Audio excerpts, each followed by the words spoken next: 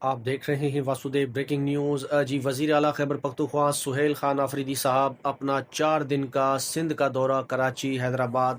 کا مکمل کر کل واپس اسلام آباد وہ چلے گئے۔ کل ان کے جو دن کی مصروفیات تھی وہ کچھ یوں تھی کہ ایک تو وہ مزار قائد پر گئے، انہوں نے وہاں پر حاضری دی مزار قائد پر جا کر، اور جس طرح سے ہوتا ہے سرکاری پروٹوکول میں ایک بڑے زبردست مناظر دیکھنے کو ملے۔ گارڈ آف آنر بھی پیش کیا گیا بابا قوم کو،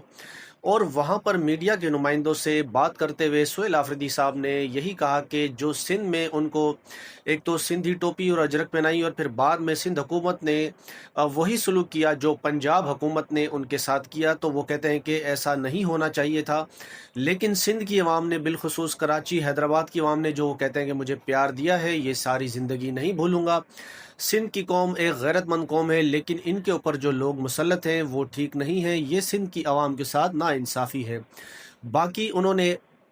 ایک وہاں پر جو بھی رہنما جاتا ہے، غیر ملکی ہو یا ملکی، تب تک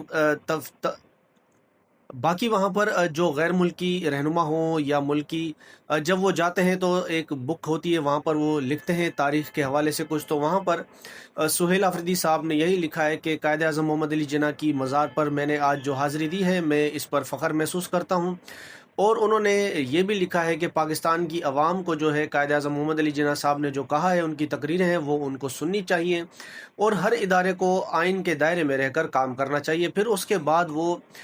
سندھ ہائی کورٹ بار بھی گئے، وہاں پر انہوں نے خطاب کیا۔ ایک تو انہوں نے وہاں پر یہی گلہ کیا کہ سندھ حکومت نے سندھی اجرک اور ٹوپی پہنائی ان کو، پر اس کا انہوں نے مان نہیں رکھا۔ پھر وہاں پر انہوں نے بتایا کہ ملک میں اس وقت آئین اور قانون کے ساتھ جو ہے وہ کھلواڑ کیا جا رہا ہے،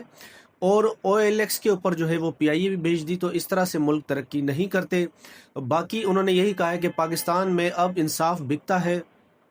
اسلام آباد ہائی کورٹ کے جو 3 ججز ہیں، انہوں نے عمران خان صاحب سے ملاقات کرنے کے لیے آرڈر بھی جاری کیے گئے، لیکن اسلام آباد ہائی کورٹ کے آرڈر جو ہیں 3 ججز کے، اڈیالہ جیل کا سپرنٹینڈنٹ ردی کی ٹوکری میں پھینک دیتا ہے۔ پھر انہوں نے کہا کہ 26ویں اور 27ویں آئینی ترامیم ہونے سے پہلے الیکشن کو بھی چرایا گیا، اور انہوں نے وکیلوں سے بھی کہا ہے کہ جب آپ آئین اور قانون کی بالادستی کے لیے باہر نکلیں گے تو آپ کا بھائی آپ کے ساتھ شانہ بشانہ کھڑا ہوگا۔ اگر آپ کے گربان پہ وہ جب ہاتھ ڈالیں گے تو ان کو پہلے میرے گربان پہ ہاتھ ڈالنا ہوگا۔ آپ کی طرف کوئی گولی آئے گی تو پہلے میں اپنی طرف وہ گولی لوں گا۔ تو وہاں پر انہوں نے ایک خطاب کیا، پرزور نعروں کے ساتھ ان کو وہاں پر ویلکم کیا، اور پھر سہیل آفریدی صاحب ایک کمرشل فلائٹ سے اکنامی سیٹ پر بیٹھ کر وہ اسلام آباد بھی چلے گئے۔